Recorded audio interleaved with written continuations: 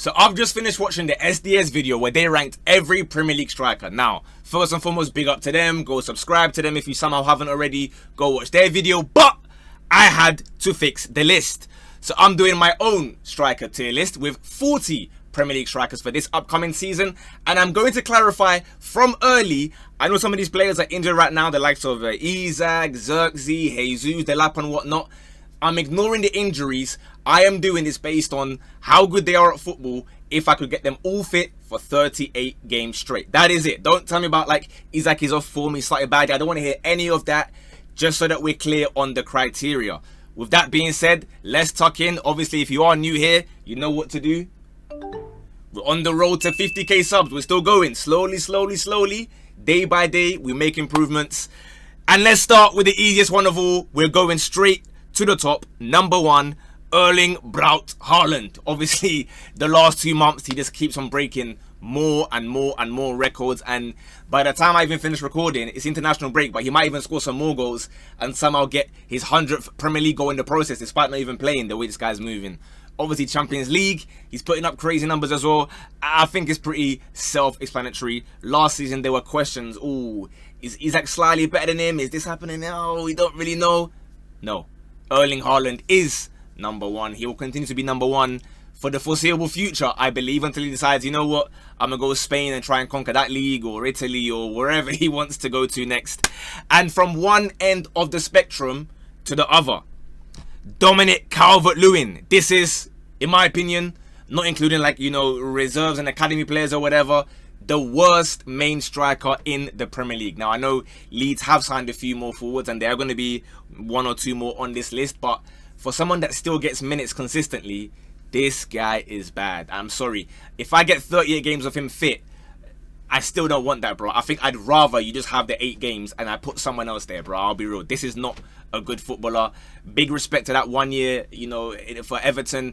Big respect for, you know, trying to be a fashion icon and whatnot. But as far as the football is concerned, yeah, it's not for me, bro. Apologies. Up next, we have a United striker. Obviously, again, this season, I believe he is the latest member of the 007 club, if you will. But it's a player that I still personally do rate. Not quite on that first table. In fact, not quite. Definitely not on that first table. But I think a calm 6 to 10 is calm for Cunha. For now, innit? Again, at Wolves, maybe smaller teams, it is easier to shine and be that guy when you are, I guess, everyone's relying on you. Every single bit of play goes through you.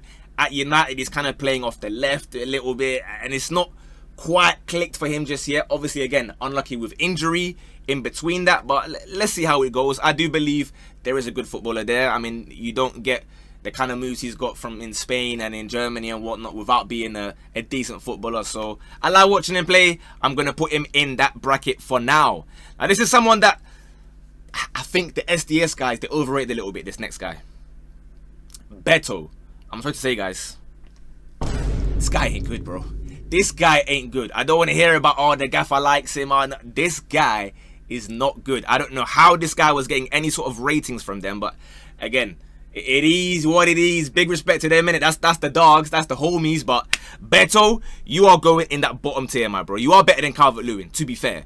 But again, this is someone that they told me he knows where the goal is. He understands how to finish. I'm sorry. He gets the majority of the game, nearly every game, and he misses at least 3-4 sitters somehow in that game. And every now and then he might pop up with a goal.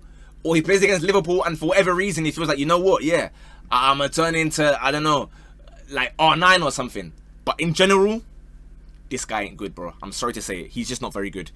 I guess we bounce back up to the top tier again, table 1. We spoke about it before. People were arguing, you know, who's the better player. For me, I think it is pretty clear now. Erling Haaland is still number 1. But of course, big respect to Isaac. You know, in the last year, he has catapulted Newcastle to their first trophy in 50, 60 years. That's a massive achievement. Something that obviously the great Alan Shearer couldn't do. Because obviously, you know, we know he's the top scorer in Premier League history. And even then, the team around him, he couldn't quite drag them because unforeseen circumstances, let's call them. But Isaac, he's done that. He's got his big move to Liverpool. Again, You can argue, is he fit yet? Is he needing a few weeks to get up and running? I don't exactly know. Maybe it never clicks, right? We have no idea. This is not like a prediction video or something. We don't know what's going to happen. But I do believe if I get 38 games of a fit Alexander Isak, which to be fair is quite rare. He barely ever has a 38 game Premier League season, or even like 36, 37. But again, a fully fit Isak, I do believe, is the second best striker in the Premier League right now. Again, let me know if you agree on that one. By all means, as per usual, I'm not saying that my list is the one that's correct and that their list is wrong or your list is wrong. I'm always open to debate and discussion, and to be fair, the criteria is a little bit different. I think they've kind of based theirs on what they've achieved in the last year or so, whatever. I'm just doing who's the best at football. That's it. No injuries, no this, no, I don't want to hear any of that. Who's the best at football? Up next, another injury-prone player. Not even injury-prone, just currently injured. Obviously, poor Newcastle. They rushed to get this guy because of they lost Isak. They lost the chance to get Ekitike. They said, you know what? I'm going to come and grab Wissa, even though he's got 1 year left on his deal. Yeah, it seems like the guy's going to done his ACL, bro. What kind of luck is that? So you've rushed to pay money for a guy that you're not going to see until the point where you could have got him for free anyway. But that being said, more about his actual football ability. I've got him on table 3. Like a calm little like 12th place in my opinion. I think he's good.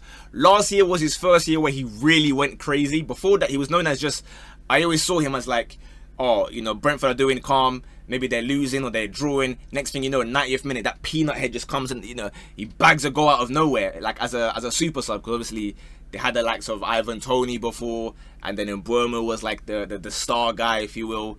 Then last year it was more of like a two-man step with him and Mbeumo. Mbeumo not on this list, by the way. I've counted him as a right winger because obviously he's not going to be playing striker anymore. But yeah, I think Wissa's good, man. I like him.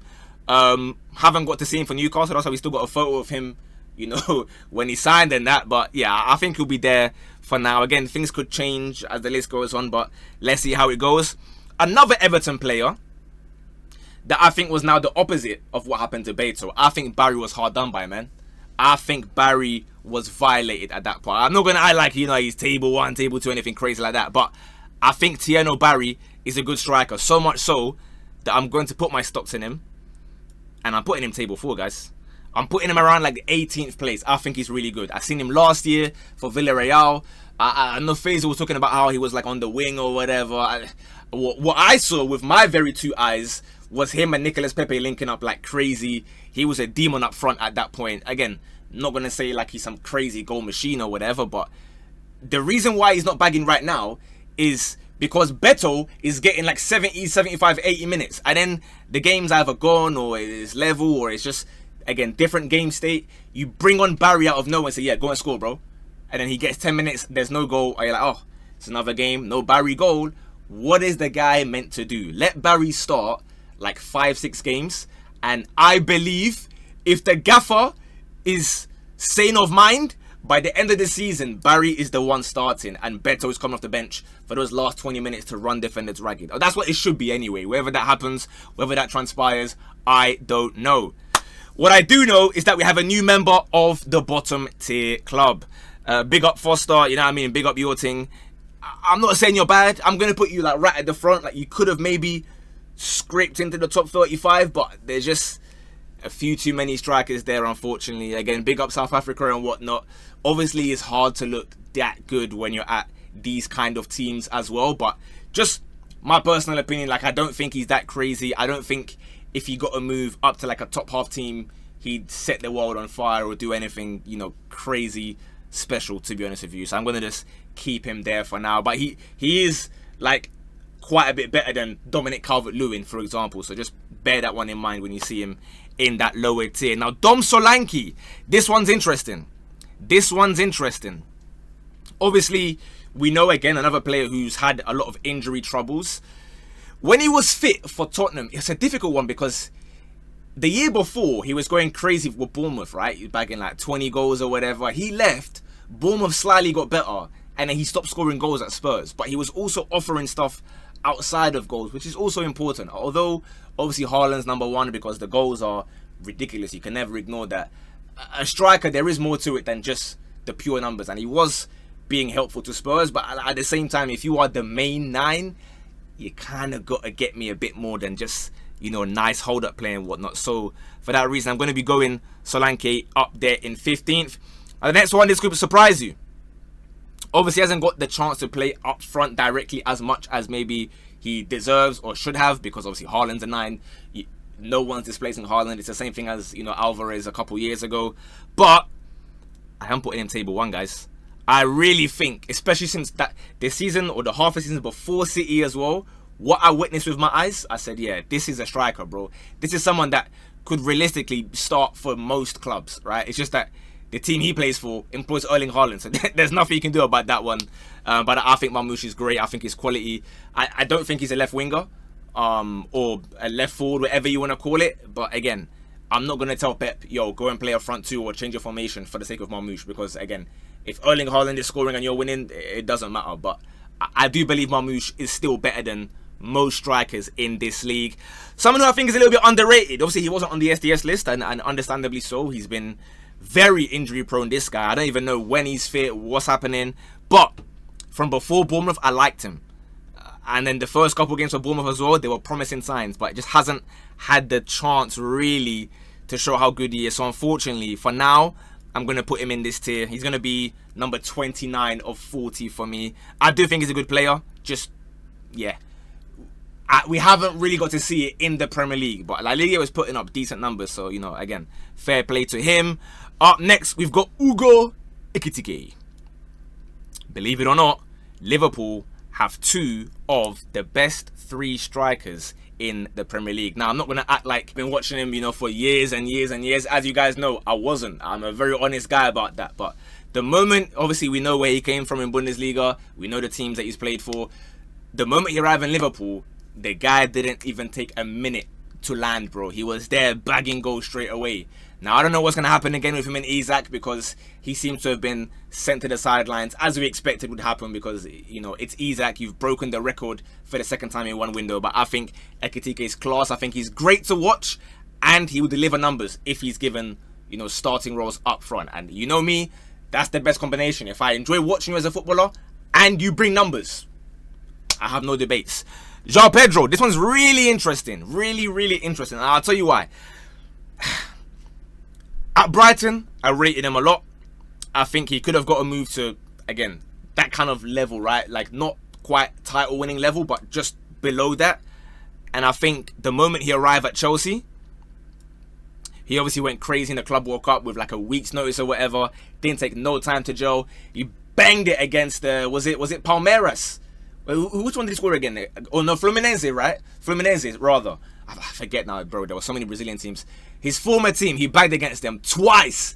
And he's doing, oh, sorry, yeah, my bad, guys, my bad, guys. He looked like a killer that day. But we do know, on the whole, there's not enough of a sample size to say, can he do that for 38 games for me? For a bigger club. Again, we know what it's like to do it for the likes of Brighton or Watford or whatever.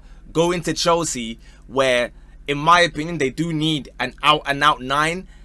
I don't know. Again, he's great to watch. We haven't quite seen the numbers delivered consistently for me to say, you know what, I'm going to put you in a top 5, right? And obviously, you can talk about like inflated by penalties and whatever last year. He's a good footballer. It's just we don't know. I haven't seen it for like, let's say, a 6-month stretch, right? Even at Brighton, there were like little patches where, boom, Pedro. Then like a month or so, you don't really hear anything about him. He has kind of gone off the boil a little bit at Chelsea recently, so it's kind of the similar pattern. But I think if you get 38 games of João Pedro being fit, I think he's around that 6 to 10 mark personally. Again, let me know if you disagree. I'm sure Chelsea fans, as per usual, they'll want their guy to be like number 1 or something, but I think I've been fair. Next up, we have Osula. This one's interesting again, because I've seen him in a couple cameos, and in the Pampana Calabash Cup, this guy's rapid, bro.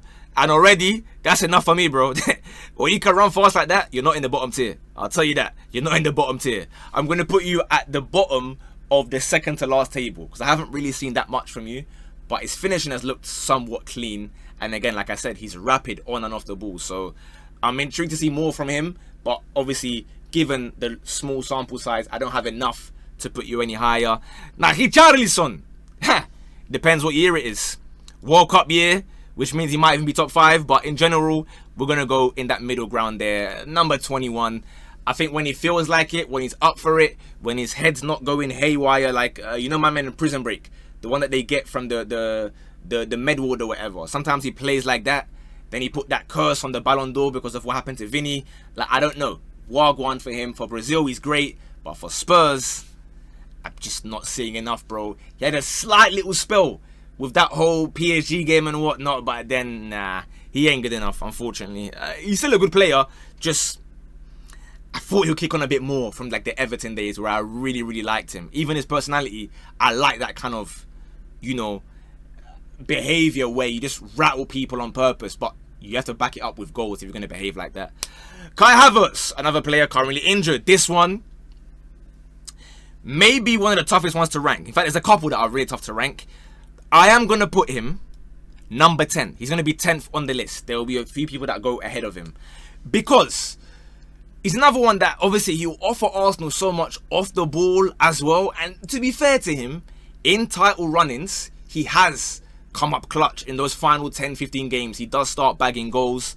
Obviously, we know he's not the most clinical striker ever. That is why he cannot touch that table 1 to 5, in my opinion. I know some may disagree and they say his numbers are far better or whatever. Cool. But I do believe if you get 38 games of a fit Kai Havertz, again, that's a good striker to have in the locker. I know he's a bit of a meme and whatnot because, you know, he went from Chelsea and he went to Arsenal and whatnot. But in general, he is a decent striker. He's not going to set the world alight, but he'll do his thing. We go to Igor Jesus. This one, Club World Cup, I liked him. But at Forest, I haven't really seen that much.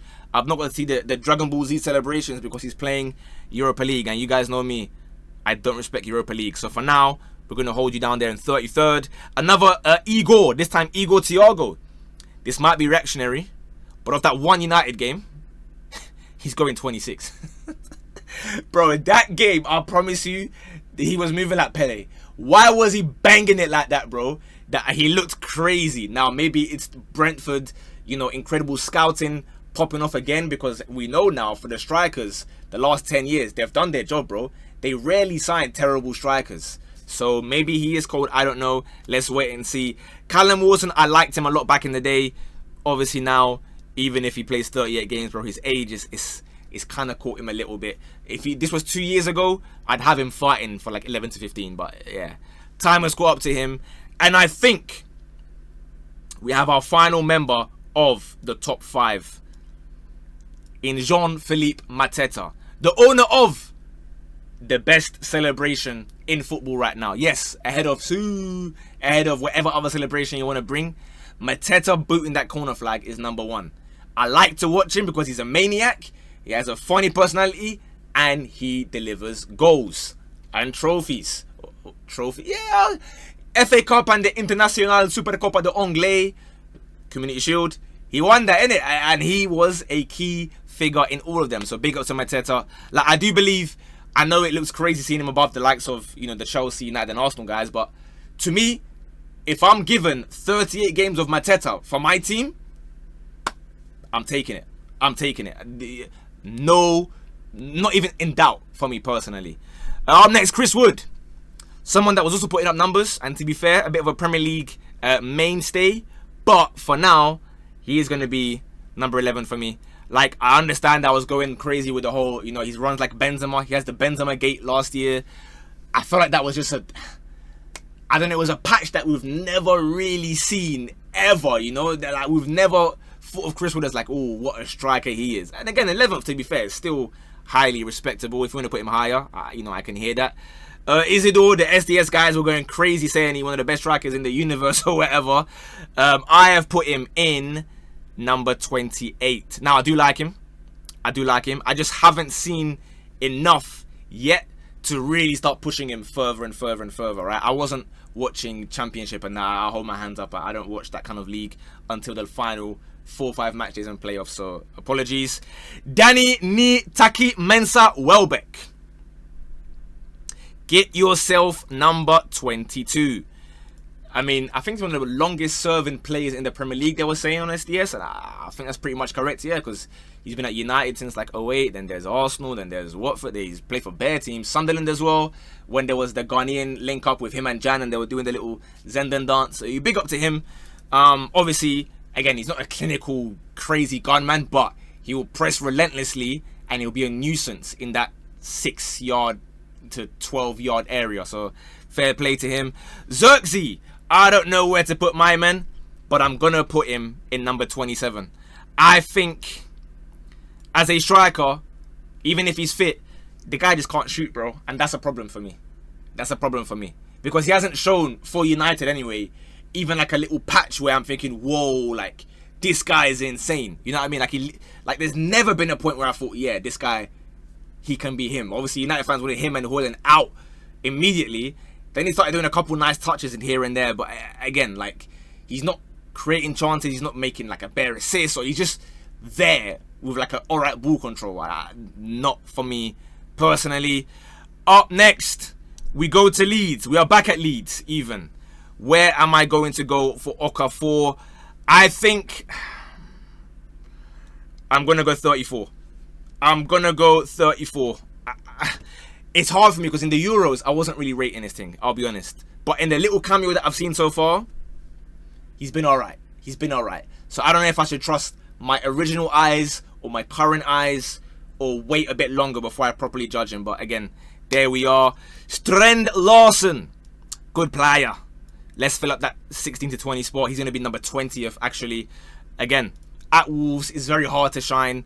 You know, we saw Cunha doing it, to be fair. Larsen are kind of the same, but Wolves have just been getting worse and worse year on year. So it becomes progressively more difficult to look good at that team.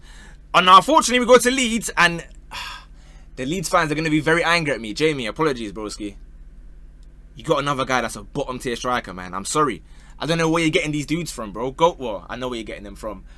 Can you guys go somewhere else and get a better striker, please? Because this can't run, man. You cannot have the 2 worst strikers in the league and then expect to stay up. Now, they might stay up in it, but it won't because of these guys. I'll tell you that for free. On to Voltemade. Voltemade for me, I'm going to go 13th. I'm going to go 13th for Voltemade. I think him and Wissa are like similar level, but we haven't... Oh, okay. I haven't seen that much of Voltemade. I saw him in the under 21 or 3. 21, I guess it would have been. He played against England, if I'm not mistaken. He looked alright. Nothing special there, really. And to be fair, he's very good in the air. That apparently he was terrible in the air last season. From what we've seen so far, very good in the air, in the box. But other than that, he hasn't offered that much in terms of like, he wants to come and link up play and whatnot. And he's got a nice touch on him, but he hasn't really been effective in that. Now, granted, there's been some difficult fixtures, so it's not easy to demonstrate that yet. I like what I'm seeing so far, but I need to see more of a sample size to know, alright, over 38 games, if you're fully fit, what can you give me? Up next, someone that hasn't been fully fit for like 5 years, man. Condolences. Condolences. Raul Jimenez. Oh, man, before his head got packed in, what a striker. What a striker. The Wolves days. Even now, I was saying it in summer before the whole Sesko thing and whatever happened. I was saying United should go for him. Genuinely. Not even like as a trolling thing or banters. United should have gone for him. He was a bagsman, bro. Staying on Fulham, we're going to go to Muniz. And I'm going to put him in 30th. He has some alright moments, but nothing really that special, to be honest with you. On to Ruta. I'm going to put in number 32. Again, just not that incredible. Now is where it gets techie. Because if we're doing the criteria, if I'm going to stay consistent, and it's on 38 games fully fit, this guy might rank really high, guys.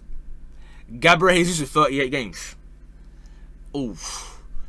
Now I'm stuck. Because in my opinion, he is like, he walked so João Pedro could run. These two are similar kinds of players. Don't shout at me. Hear me out. They are both incredible at generating football. But I'd argue Jesus generates it a little bit more, right?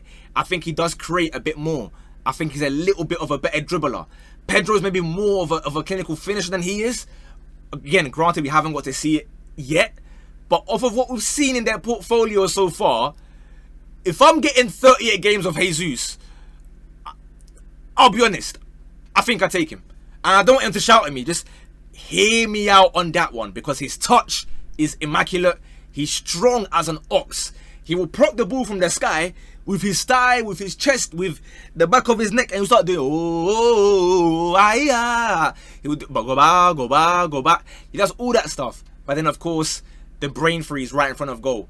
So you'd argue he might bag you like a 10, 15 goals or whatever, not in the 20, 25. That's why he can never be in the number 1 to 5 tier. But hey, offer me, especially if I'm going to watch the person in the stadium, give me 38 games of Jesus. Because even on a quiet day, like Pedro sometimes does have, Jesus' quiet day, he will make like 4 or 5 chances. And he might balloon a couple over the bar as well. But I think he's going to go there. Evan Nielsen, for those of us who remember my video a few years ago when I went to go and scout him live in the flesh, Porto versus Shakhtar Donetsk in the Champions League, I liked him a lot. I had my notepad out. In fact, you guys have seen the video on my Twitter. I had the notepad out, writing notes about the Porto players. I say, Evan Nielsen, this guy's good. He came to Bournemouth, and I think he's done a really good job. Nothing crazy. I'm going to put him 16th for now, but I like him. Good player. Hopefully he can get 38 games again, being fit. Ollie Watkins, the opposite. I don't like him. This guy, in my opinion, not a good striker. That sounds crazy given, the kind of talk that we've done so far. I'm just not a fan, guys. I'm just not a fan. Like, big respect, you can run the channels, but oh man, when he's not on it, he's not on it. And he offers you he basically, it's like playing with 10 men. When Watkins is not feeling confident, it's like playing with 10 men. I mean, this season alone, he's been, I know it's not just about this season, but last season as well. Go and ask the Villa fans. Big games, nowhere to be seen. This last few months, nowhere to be seen, up until he got that chip against Fulham. Who did he just score against right now? It was a lovely finish, to be fair, where he looped the keeper like that. Other than that, yeah, personally, I don't rate him. I don't want 38 games of this guy at my club. I'm sorry to say. This is not a cold striker, in my opinion. Someone who's most certainly, I don't think even West Ham fans want 38 games of him, is Fulkrug. He's going in that bottom tier, just ahead of the Leeds guys, because we'll give him a bit of credit in the bank for doing alright for Germany at times. And to be fair, even his Champions League previously, he's shown a little glimmer, but not enough for me. The final 5 strikers, Liam Delap. Where are we going for Delap? I have personally put him, let me scroll on my list. Where did I actually put Delap? Oh, yes, okay. I have put him in 17th. I think many people downplay him. They say he's kind of meaty. Oh, how can you buy a striker from Ipswich? I think he's what Chelsea need. Again, he's not fit now, so we don't know what he's going to do when he comes back. But I believe there was that little spell where it was the West Ham game, where I believe Chelsea looked like the best they've looked all season. And it was Delap as the 9 and João Pedro playing kind of just off him, if you remember. No. Yeah, it was that game, right? It was with the black kit and whatnot. I'm remembering correct, aren't I? And then João Pedro got the assist where he whipped it towards like the far post. I think I'm remembering correctly. Correct me if I'm wrong. I think Delap looked class in that game. Again, he didn't score. He wasn't putting up numbers, but he was dragging bodies about, creating space for the likes of João Pedro and everyone else to go and feast. So I like him personally. But yeah, obviously at Ipswich, we haven't seen enough to say, yo, you can be the guy to kick on and kind of have like a Cole Palmer season where he came from Man City and just went into orbit immediately. I don't think Delap will do that, but I like him as a striker. He's a good, strong 9 that Chelsea have kind of grew up on. The likes of like Diego Costa for the younger ones, or Drogba if you're a bit older, Hasselbank. These sort of players, we can go way back to like the 60s, but I don't want to bore you guys, so I'll stop there. On to Sesko. Where do we go on Benjamin Sesko? Guys, for me it's 14. I'll tell you what my problem is with Benjamin Sesko. The guy right above him, coincidentally for now, given as in the diagram thing or whatever, he was scared to go to Arsenal because he saw Kai Havertz play. For me, that's alarm bells are ringing. The alarm bells are ringing, bro. How can you be scared of Kai Havertz? He's not even a gunman. So for you to say, you're not going to go to Arsenal because you're worried, and then now you wait till summer, and then obviously the United links pop out and you go to United, and then you wait until number 10 to take your penalty. For me, there's concerns about the mentality. Now, I'm not saying he's bad. I think he's got a great strike of the ball. And I've said it before as well, when there was the whole conversations, well, we're going to get to the guy, as you can see, Victor Gyökeres at some point. When there was the whole, who's better, Sesko Gyökeres, Sesko Gyökeres, blah, blah, blah, blah, blah. For me, I was saying in 3-4 years or whatever, I think Sesko will end up having like it's like a better project, if you will, right? Sesko, if you can hone all those attributes, he will be cold. But right here, right now, he isn't that yet. He wasn't even putting up, you know, Timo Werner type numbers in the Bundesliga. So he has to stay there for now. Terrible against Grimsby. And I've just never rated him. I'm sorry, I've never rated him. There was the Real Madrid tie the year before. There was the Euros against Portugal, I think it was. Shocking one-on-one. From that moment, he was a write-off. I know it was like, oh, he was destined to go to like Arsenal or whatever. I was saying to Arsenal fans, don't get this guy, bro. But then at the same time, I was saying the same thing for Gyökeres. So at this point, who cares, bro? On to Eddie Nketiah. Your defense is in trouble. Nketiah's in the room. Nketiah, for me, is going to be going to 25. I think he's a poacher. He's someone that would have been cooking in like the late 2000s maybe, where you haven't really got to do much other than just boom, bag, be there, fox in the box, clinical reflexes, go score your goals. Right now, it's not really clicking at Palace, right? He is, to be fair, bringing some big moments. Obviously, the volley against Liverpool to win the game was massive. He seems to be doing all right in the Conference League as well. But in general, I think they thought they were getting someone that would score them 10, 15 goals. Granted, Mateta's up top and you're not going to be, you know, displacing Mateta anytime soon. So maybe you could say he's been unlucky in his career so far, that he just didn't really get a full chance at Arsenal. When he did, he looked alright. There was that spell where I think he scored like that back flick thing against United, where he had like 10 games in a row and that. And then again, now he's trying to get them first team minutes. He's a good striker, innit? I think everyone on this list there is a good striker. He's just not quite there yet to be the main guy, in my opinion. Kolo Muani, I'm going to go 24. Not because I think he's meaty. I'm just going to be real. I know it's really bad, but it's impossible to look at Kolo Muani wearing any shirt and not think of the France miss. It's really tough. He has to do something crazy this season, and now he's in the league where it has the most eyes watching, to change people's perception. Because I think he was alright on loan, you know, for a month last season. Then it kind of dried out again. He just seems a bit too like timid for me, you know. And me personally, I mean, check my top 5. Everyone there thinks or knows they're the guy, you know. And I don't think Kolo Muani, I mean, and it's not his fault if he's like a humble, nice dude, but I want my 9 to know he's the guy to be top 5. Like, you must know you are him. Now, obviously, there's 2 hymns here, so is there space for 2 hymns? Is it he hurting? I don't know, innit? Big up every gender and everything. Like, no, don't cancel me, but I don't know how much space there is to have that many hymns in the starting 11. We'll see what happens. And lastly, that leaves us with, of course, Victor Gyökeres. There is only one spot left. It's about where I put him in this, I guess, ranking. Is he better than Havertz? Okay, people have made the argument that he's not fully fit yet or whatever. I can't lie, it's been 2 months. I think he should be fit by now. He was looking a bit more promising, and in the last game against West Ham, I said, no, this ain't banging. Obviously, he's more clinical than Havertz. He's going to go above him. And is that where it ends? I'll let you go above Cunha. Guys, I don't think I could put him above Jesus. I know it sounds crazy. If you're Arsenal, well, Arsenal fans in the comments, let me know. Hand on heart, yeah, don't do the whole like shiny new toy syndrome of like, oh, I have to defend this guy at all costs, even if he's playing bad or whatever. Be honest in your heart of hearts. I offer you, and this goes to everyone actually, whether you're an Arsenal fan or like a non-Arsenal fan, let me know your opinion on this particular one. 38 games, fully fit, no injuries. Are you taking Gabriel Jesus or Gyökeres? I can't lie. Me personally, I think I take Jesus. I think I would take Jesus. Again, Gyökeres and Sesko is the same thing that I was saying all summer. I just don't really see them as the guys to catapult you that high. Like, if Arsenal were to win a Premier League or FA Cup or Champions League, if something crazy happens, whatever it may be, I don't think it's because Gyökeres is playing. I think they could have done that. I mean, bro, I could have put Mikel Merino on this list, someone that I don't even rate, but he goes up front and he just starts bagging like nearly every other game. 1 in 2 goals.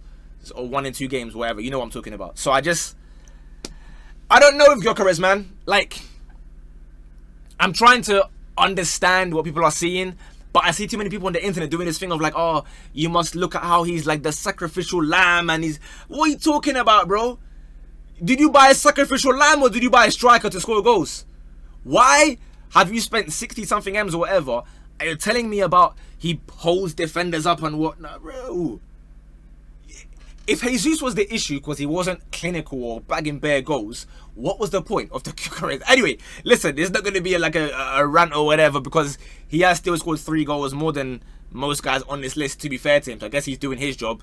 Let me know your opinions on the list. Again, to clarify, it is just if I get everyone fit for 38 games, this is who I'd want at my team. Let me know if you agree, disagree. Of course, subscribe if you haven't already. We're on the road to 50k. I want to try and get the 100k plaque here. World Cup time. I want to have that there saying, yo, we made it. This was a great year for me. My first year doing YouTube properly. So keep supporting, keep commenting, keep doing whatever. Let me know what you changed. Let me know what videos you want. It's a long international break, guys. Apologies. I'll see you guys tomorrow in a bit. Bosh.